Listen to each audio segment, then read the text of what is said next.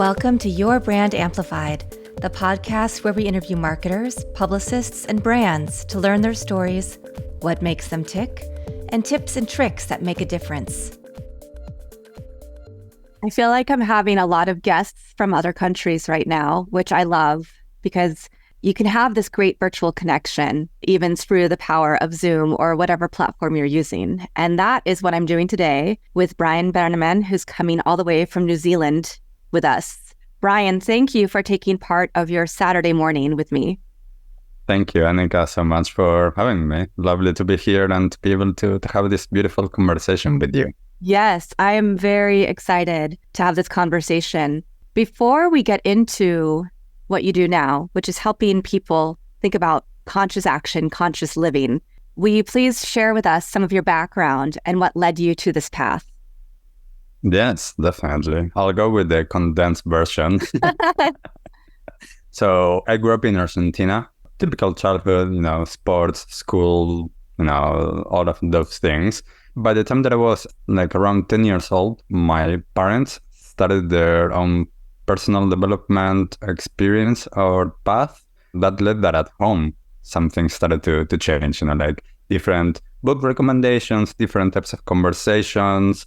And by the time that I was a teenager, I started to realize that I was a little bit different than a lot of my friends. I didn't want to, partake in smoking cigarettes or drinking alcohol and things like that, which made me in some ways kind of like an outsider, and how plenty of times I was called a loser. But I didn't get affected so much by that. But one of the things that I realized through those years was that my parents were asking me all of the time how I was, and I was always telling them that I was okay. And my mom was telling me always how are you really? And I didn't understand that question until I was 16 years old and I went to a Tibetan yoga class. Lots of people have never heard of Tibetan yoga, but my parents were practicing that. So they started, by the time that I was a teenager, 14, 15, 16, they started asking me and my siblings if we wanted to go, to the different classes, meditation, yoga, sound bath, all of these different things. And for some reason, I said yes to all of them. I remember very vividly that first class of Tibetan yoga that I went to. It was the first time that I felt my body. Oh. Up until that moment, I thought that I knew how to feel my body. I realized at that moment that I had only just been living in my head. And my head was super busy, very stressed out. But now, being a teenager and all of that and living in a big city.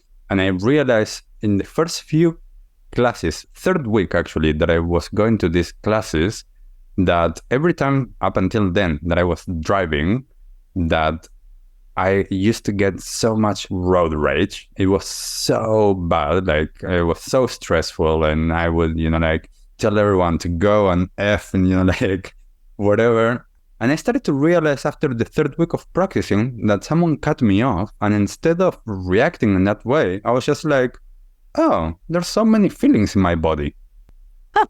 And I didn't react. So then I was reflecting on that, and I started to realize, this is what I'm doing in those classes. I am paying attention to the feelings in the body instead of my usual reaction, just exploding.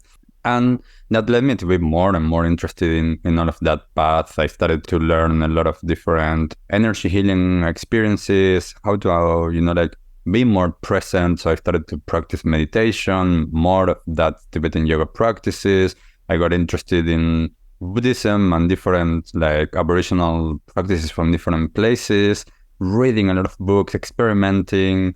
And parallel to that, I was doing my regular life, studies, university. I did 2 bachelors to be a journalist and the other one in social communication. And then I did my postgrad in neuroscience. Oh, wow. And that postgrad really gave me an amazing understanding on the things that I was practicing, but from a scientific standpoint, especially what's going in the head and the brain. And those things started to really inform a lot of what I've done later on after that. I bought a one-way ticket to New York. I moved away. I was okay, I'm going to change everything. And after a few years of living between the US and Europe, I decided to go and live in California in a Tibetan Buddhist retreat center in the middle of the mountain to really practice all of these teachings. And I lived there for a few years. And then I moved to New Zealand, and that's where I've been. And all of these years, it's been an amazing path of learning more about myself and to understand more how to be more connected. And through that, then sharing. Wow. What propelled you to move to New Zealand? It was actually a really good friend of mine from Argentina, like almost 20 years ago. He moved here, and every year he would tell me, like, come, it's beautiful, and it's relatively easy to apply for a working holiday visa. So he was always telling me, and I was, sorry, I'm living here, I'm living in this place, I'm living in this other place. And then everything just worked out perfectly so that I was able to apply and to come. And then, yeah, it's been so far so good, 9 years afterwards. Amazing. So what does life look like for you day to day? Because I think so many things that you said resonate with me. I love the fact that you did further study so that you had the neuroscience degree to really understand that mind-body connection and everything you'd already been developing on what a lot of people say is the more spiritual side, right? But where science and spirituality meet is so important. And I think a lot of people try to separate them. Yes. So I really want to hear, what does life look like for you? And what do you do on a daily basis?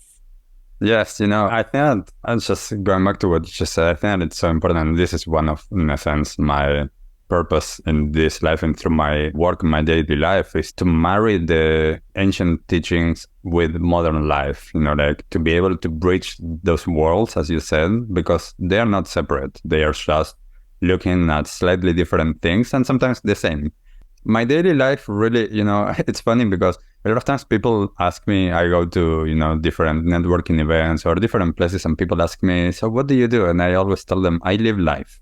And then they stay kind of like, so you meant what I do for work, stuff like that. I try to be really intentional now with my life in terms of what I do every day, how I structure my days, because I realized one of the things many years ago that I needed a basic structure in my day so that I can be thriving as best as possible. Because if I didn't have any structure at all, then I'm just flowing everywhere. Whereas if I have a basic structure, which I do, then I can flow throughout. So every single day is slightly different by design. So I do a lot of different things at work. I teach at university here. I see a lot of one-on-one clients. There's a place called the Life Center where I have a room as a practitioner that I do a lot of one-on-one healings and therapies with people. I run a lot of meditation classes, sound meditation, family constellation circles. Like I do a lot of different types of work. I go and work with businesses, running well-being programs for them. So it really depends on which day it is, what I have on my schedule. But every single day I know that I wake up and I do my practice, and then I drink some water, and then I do whatever it is that I need to do during that day, and then I have lunch. That's my structure, like the food and that is what gives me the structure. And then, like I aim to live as intentionally and as present as possible each and every single day, because I don't know when it's going to be the last one. And I want to choose how I'm living more than living how majority of people live, that is on automatic pilot, which is my past experience. So I much rather be intentional in the way that I work. And I love connecting with people. I love having conversations like this one, whether it is online or whether it is in person. I love working with my clients to support them in their own journey for living more consciously, to support the companies and like the people that work in those companies to be able to be better, because a lot of times the corporate environment is not that conducive to people taking care of themselves. To share with all of my university students tools so that they can actually deal with the stress of being at the university and exams and, like all of that. So I'm so fortunate that I've been able to live almost 40 years of my life and have so many different experiences that have supported me and that I'm able to make a living sharing them. Yes, that's really beautiful. I also teach university. I don't think I knew that about you before we got on this, and you shared that. And it is something I see a lot in the students is the stress. And I love trying to help them guide what they see as their vision for life so they can find the right thing, right? Whether it's they're going to work for somebody else, they're going to have their own company, what size of company, all of those things that they have to work through. But I try to take them back to thinking about what their purpose is. You mentioned purpose. So what is their purpose and what are their values? And can they live those every day? And then I feel like they'll be able to find the right job, ask the right questions, show up the right way for the place and the possibility that is exactly for them. But it's easier said than done, right? It's something that I'm realizing in myself. It's so easy for us to just go and not do the inner work. And there are so many times that I feel like, oh, I'm doing all these different things. And to somebody, it looks like their idea of success. But then in the back, I'm going, but I'm not sleeping, or I'm starting to have ill health and experience things that I haven't experienced before in my health or my body that make me say, okay, I need to take a step back. And so this is one of those conversations. I think I say this every few episodes. It's like the right conversation at the right time, because these are all things that I'm looking at. How am I going to change these in this new year of life? Yeah. Right? Whether it's my birthday coming up, 2024, what do I want it to look like? And that might mean cutting back on things. It might mean taking yourself out of the rat race a little bit, right? But That's one of the things. Yeah, there's one of the things, and that I said a lot to people, is that we need to realize that we are not human doings, we are human beings. Yes.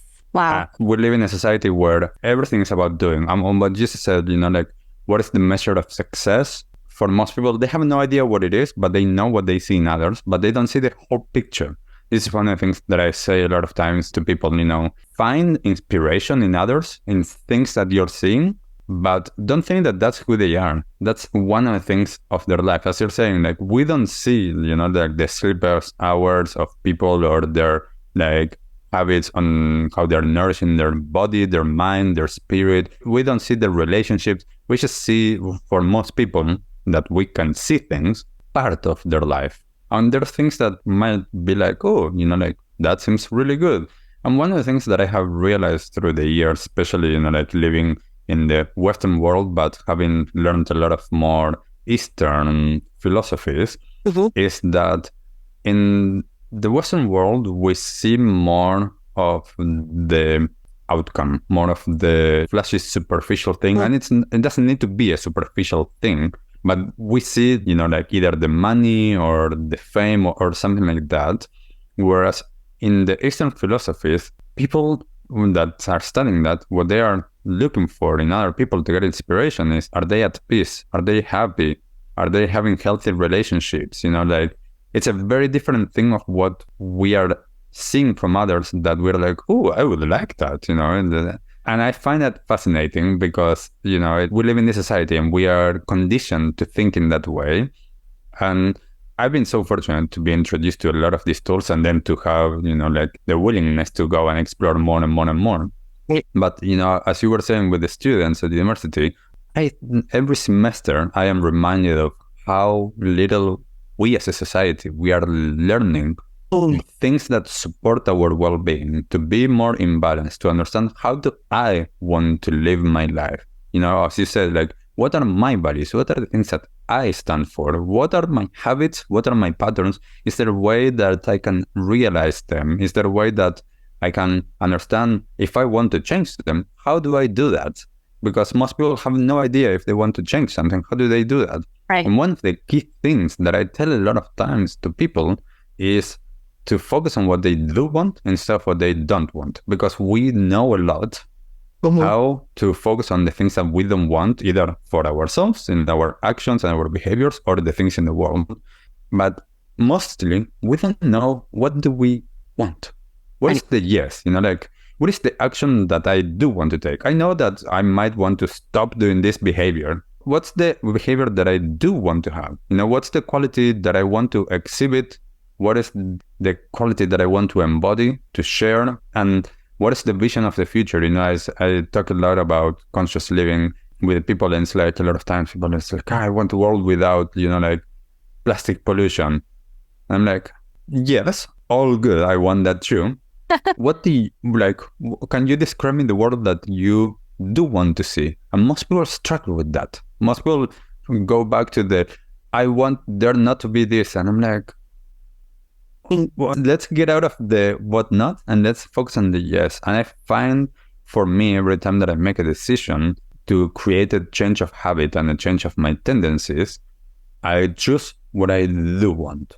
So for an example, I remember when I started to change some things in my diet, it was so easy to change them because I realized this is what I want.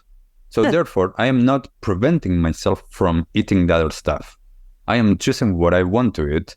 So the action taking is so much easier when there's no so much tension because I'm not going against something. I'm just going for something. Right. Yeah. I think we do spend a lot of our times living in the other zone, but I find when I do look towards something I want and put the intention towards it, right?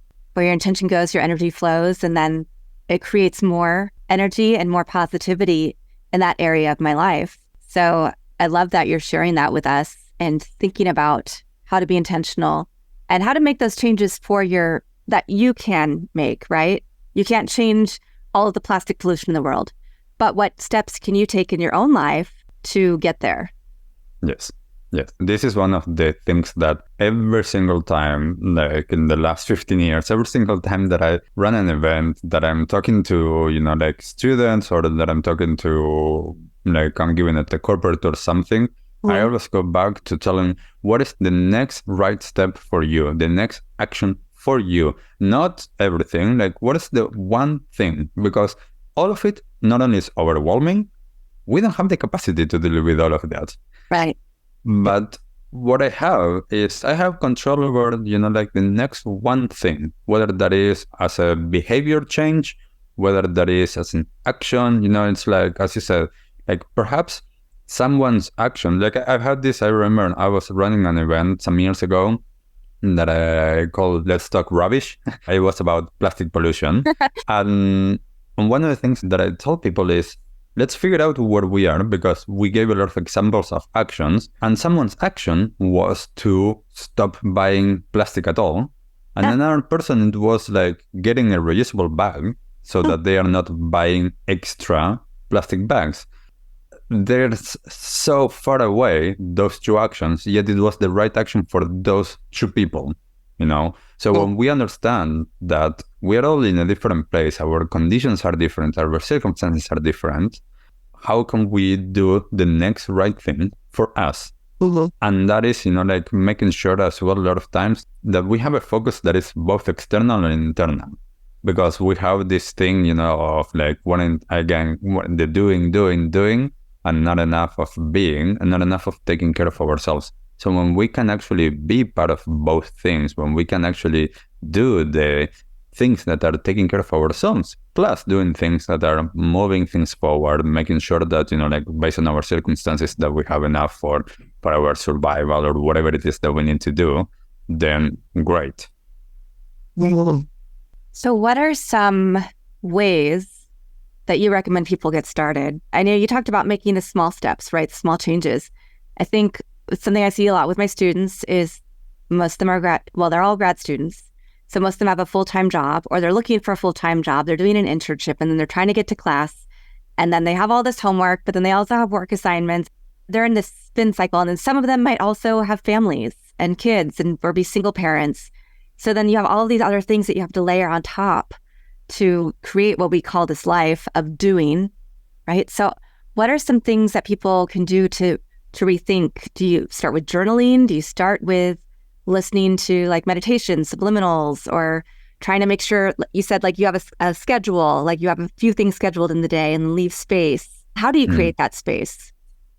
Yeah. So, one of the things that I say is, of course, we're all different. Different things are going to work for each of us, and we need to realize that. There's something that I always say that is, we need at some point to create a moment, even if it's 1 minute a day, and whether that is, grabbing the phone, putting in an alarm at some point during the day, that that you have 1 minute, not 5 minutes, not 20 minutes, not 1 hour, 1 minute where you can actually be still whether that is sitting, standing, closing your eyes or not. It's just create a moment of stillness. That is how you create space. When you create space, there's time to notice. And what's going to happen? You start to notice thoughts. You start to notice uncomfortable feelings, tension in the body that perhaps you haven't noticed. Little by little, with time, you start expanding that 1 minute to 2 minutes to 5 minutes to something that gives you more time, so that then you can take the time for reflection, for asking yourself the question of, is this what I love doing? Is this what I need to do? Is this valuable for me? Is this, how I want to be? And it's just about more curiosity, not about finding the answer so much. It's about just exploring and being curious. And for the people that like journaling, as you mentioned, great, go and journal. And for the people that just want to think, do that. And one of the key things that I tell a lot of times to people is don't go and add things to your day.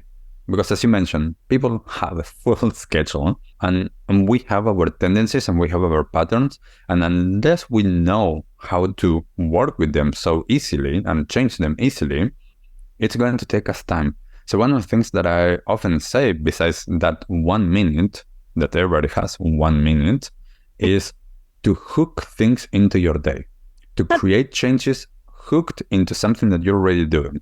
As an example, if we want to create a new neural pathway, we need to do things differently.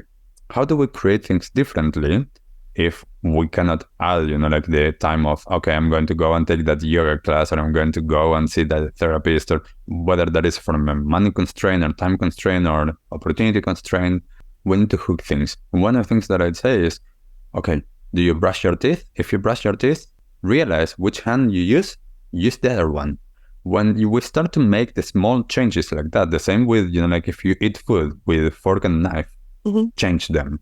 Wow. That already creates such a small but powerful new neural pathway that then your mind starts to be more malleable, because the mind is like, it has the capacity to be plastic, but we need to introduce things differently. And because we live in the same place usually, we go to the same workplaces usually, we take the same roads usually, everything that we're doing is actually supporting the same neural pathways.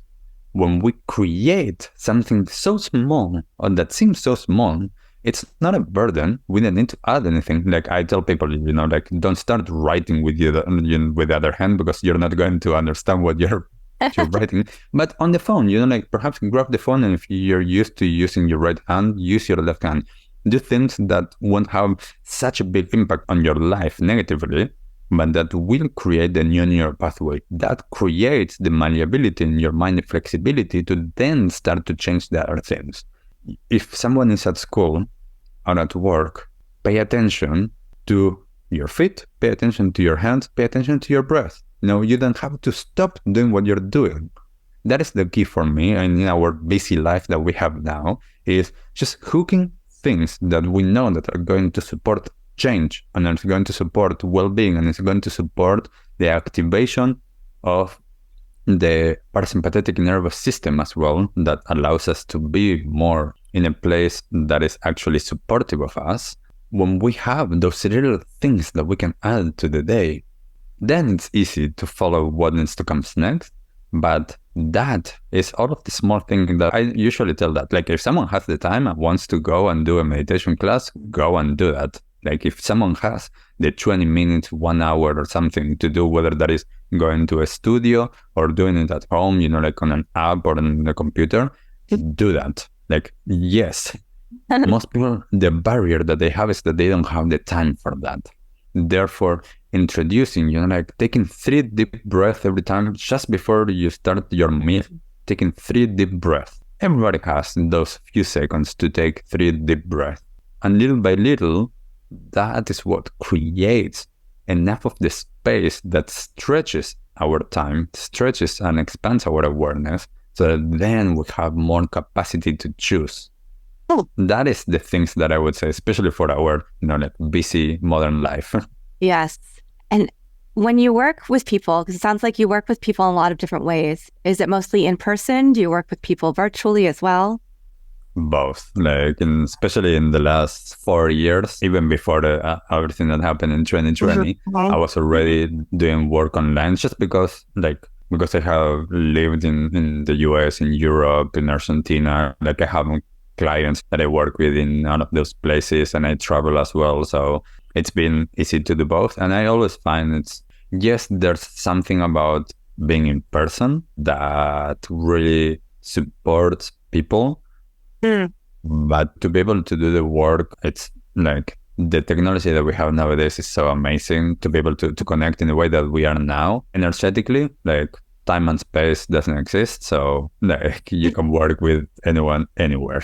Yeah. Yeah. I think before I pushed record, I said, okay, you're in New Zealand, I'm in Los Angeles. So you're living in tomorrow for me. Yes. So, yeah. Every time that I call my niece, I tell her like, I'm in the future. Yeah. Oh, that's really cool. And you also have a podcast. Thanks. Will you tell us a little bit about that, please? Yeah, so on the Conscious Action podcast, I started it in 2020. The idea was to launch it in July of 2020, but then when the pandemic hit, I was like, oh, well, everyone's at home. Let's launch it before, because we had already recorded some episodes. I love having conversations with people. I love talking as well. I love sharing different things that might resonate with different people. I love showcasing what amazing people are doing amazing things in the world. And it's all about conscious living, everything related to well-being, all the way to sustainability, regenerative, and circular economy, like anything that has to do with well-being. That for me is personal well-being, collective well-being, and the well-being of our Mother Earth. And now, well, it's been some years now of doing the podcast, and I love it. I will continue. I'm actually starting to plan the launch of the podcast in Spanish as well. So, that Fantastic. there's a lot of people that have asked me through the years to create that. And because they don't speak English, then it's like, okay, like I can do that. And it really, having my background in journalism and having worked on the radio for some years in Argentina, it's really something that comes not only easily, but I love doing it. Yeah. I'm just going to give us a moment because I'm reflecting on everything that you've shared. And there's so much here. I didn't take notes. Sometimes I'll start, I need to write this down. As you said, I wanted to be present and in the moment and just hear from you. And I can go back and listen to this episode, and I can listen to your podcast as well to get those tips to infuse in my day. And I find that because I am going through this experience right now, this shift of realizing I need to make sure I can be present, that I need to make sure that I have the time for my family, right? And to be intentional with everything I do and not just work, and working on this thing and this thing and this thing and this thing. And that might mean I have to let go of some things, but it's okay, because what will come, I think, is going to be so much greater. And I think that's really the lesson for everybody here is take that time, take a step back, sit in silence for a minute and explore what you need to do, what little changes, as you said, Brian, that you can make to get to the next step. And I'll be honest, I listen to meditations while I'm walking the dogs. So I might not be listening to it exactly the way I'm supposed to, but I'm listening to it and it's helping me stay calm, and it's giving me things to think about and think how I'm going to move through the world. I'm getting a little exercise. So you also, to your point, you have to figure out what works for you. And for every single person, it's going to be a little different. Yes. And one of the things that you just said, I was talking some time ago, I was in between my university classes and I just went out to the park to have my lunch because it was a beautiful day. And there were these construction workers just having their lunch. And I noticed that they had lunch from one of the restaurants that was just there. They had takeaways. So I just started chatting with them and I asked them, how many times per week do they have takeaways? Because, it's not cheap to have takeaways, at least here in New Zealand a lot of times. And these guys were saying that most days, all of the meals, they have takeaways. And I asked them if they wouldn't mind sharing with me how much, they were making per hour. And a few of them told me that they were making the minimum. And here in New Zealand, the minimum is still good. But I told them, that after taxes, you're working 1 hour to buy that food. So 3 hours of your day, it's just to pay for the food that you're getting on takeaways. And and it's like, what if you work 2 less hours, you spend the time at home, you make enough food that you still spend some, of course, but you have more balance in your life. And they had not even thought about that. They didn't, that's just the culture. You just need to work and work and work. And I made this decision for myself, at one point, and I was like, how many hours is the maximum that I want to work to be able to do the things that I need? And again, I can understand. I have a privileged life and that I'm able to choose that. Not everyone is able to choose, and I understand that. But most people have more capacity to choose than what they think that they do. And that is as well, one of the things that it's like we are chasing, in this rat race, we are just chasing. We don't know where we are going, but we're going there and we're going fast. And most people just crash and burn. Yeah. And it's because we haven't even questioned, is this actually worth my time? Can I work, 2 less hours, 1 less hour a day, 5 less hours a week? Something that want to radically change all of my finances, but that I can be okay and have more balance because now I can choose more of what I'm doing, how I'm doing it. It's small things like that. Like I was telling someone, I made the choice when I go to some of my work to choose to walk. So I know to go to university, it takes me around 40 minutes to walk from home. So I need to make sure that I plan that in my day. If I don't plan for 40 minutes, then, that doesn't work. But I planned it so that I know I have that time to walk. That is my, part of my exercise. I'm outside, yes, it might be raining, but still and if one day for whatever reason I choose, I can catch an Uber, all good. But it's these small little things that it's how am I choosing to do this? And when we haven't really stopped, because the majority of us, life is just happening to us and we are not choosing. There's always the next thing, and there's always something that is going to create more tension and more challenges and more and more and more. And it's okay, let's step back, let's figure it out, and let's choose. And as you said, when we're choosing something, we are letting go of a lot of different things. And whatever I'm choosing, I'm not choosing all of the 1 other million choices that I could have taken. I'm still choosing something. And that is the momentum of creating something different. I'd like to hear, if you don't mind sharing, because you worked with people all over the world, do you have 1 or 2 people that you've worked with that stand out in terms of how they were able to make these shifts in their lives? And then what's the result? Yes. Sometimes I get, really surprised in a good way when I see some of the transformations in some of the people that I work with, because I always tell them, yes, I'm there supporting them, walking side by side and giving them different ways of how to be, but they are the ones that are doing their own work. I remember this one person that they were unhappy at work. They wanted to start their own thing, but they didn't have a complete, finished idea of what they wanted to do, but they knew that they weren't happy at work, so they wanted to quit. And at the same time, they had a family. They had a 2-year-old and a baby on the way. So the wife wasn't working, so he was the only one that, need to make the money. So we started working. I was okay, let's look at this from a lot of different perspectives, a logical one, as well as, energetical one for your well-being. So we started to look at it from a lot of different perspectives, and we created some ways of dealing with all of the stress and dealing with how, every day he was, because he was unhappy going to work. So we changed that, and we changed the way that he was doing that. And we also changed the way that he was looking at quitting and creating his own thing. So we gave an amazing framework for all of that.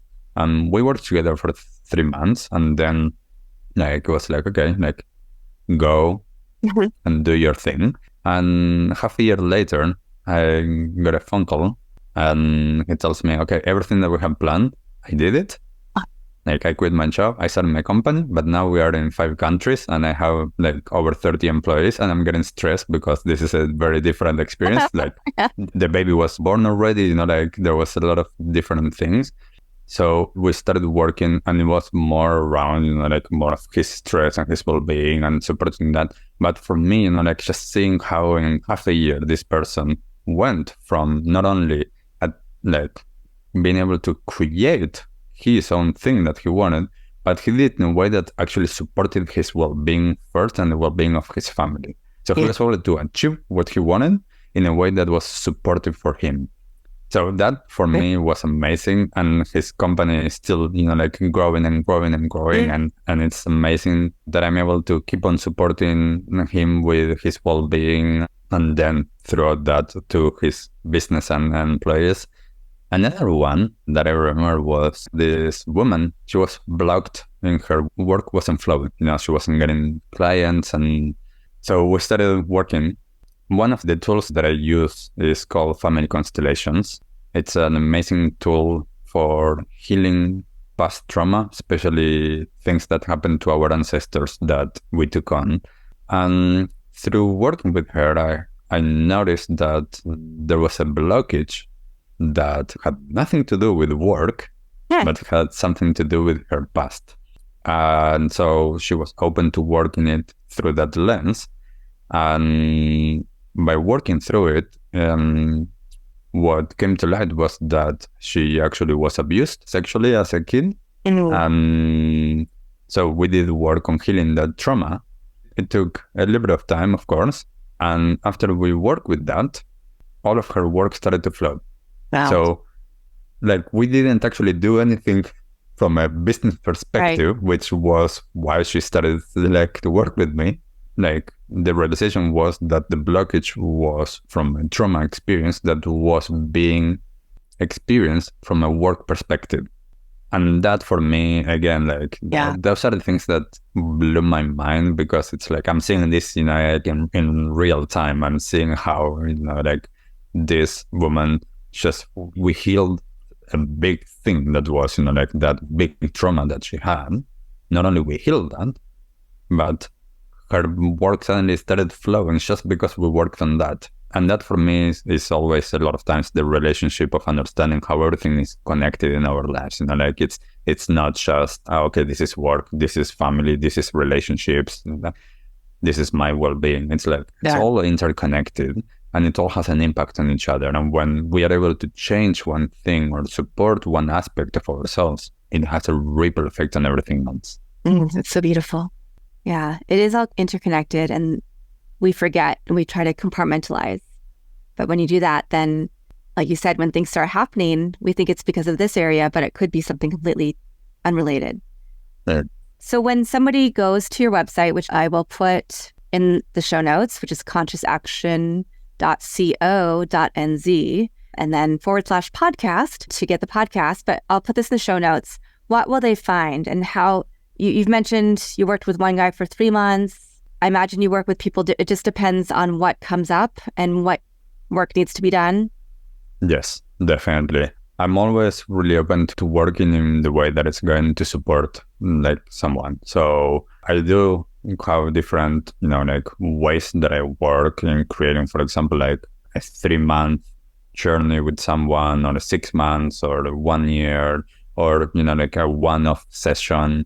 I work with businesses as well, creating well-being programs for their employees, or going and giving workshops or talks there, or, speaking at conferences. I do a lot of different things that, if people go to the website, they will also see some of the online courses that we have, some of all of the episodes of the podcast that we have there, some of the live events that I'm doing, whether they are online or whether they are in person, wherever it is that I am, mostly at the moment here in New Zealand.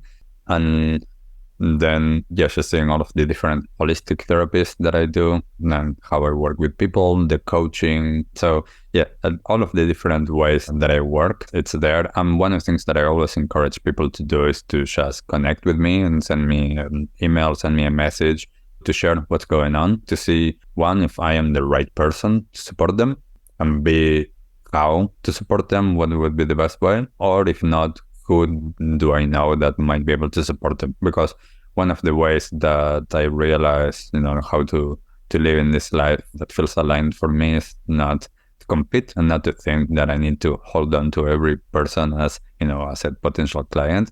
Right. I want to support people, and supporting people might be, I'm not the right person for them. They might not be the right person for me as well. Like I want to spend my time, working with people that I want to work as well and with. So I'm always open for that. But, if someone isn't sure like of how to engage and, what online course to take or things like that, just get in contact with me.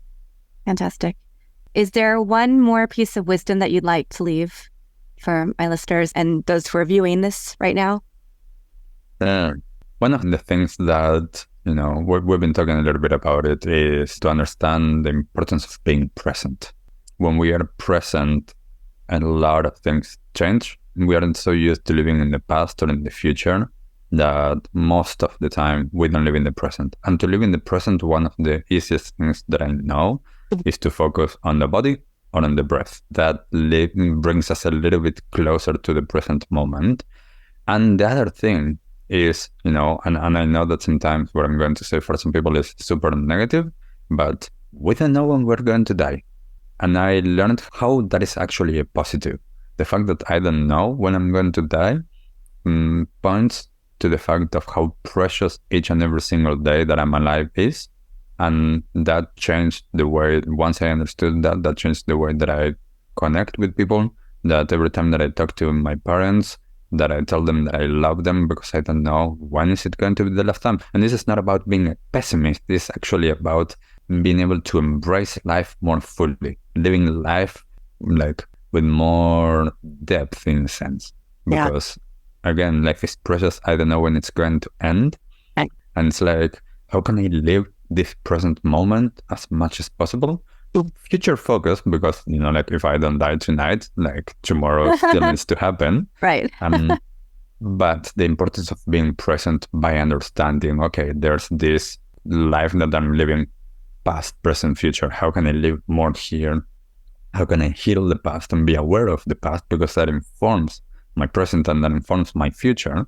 But knowing as well that I have the power to change, because we all have the power to change. We understand nowadays through science and through a lot of the more spiritually inclined practices that we have the capacity to change. And that it's actually what we do all of the time. It's actually harder not to change than to change.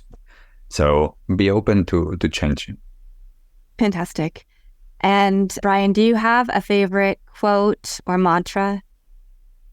Oh, I always love be the change you want to see in the world. Yeah. Well, you definitely are modeling that for all of us. So thank you for that. And I'm walking away feeling a lot of peace from our conversation.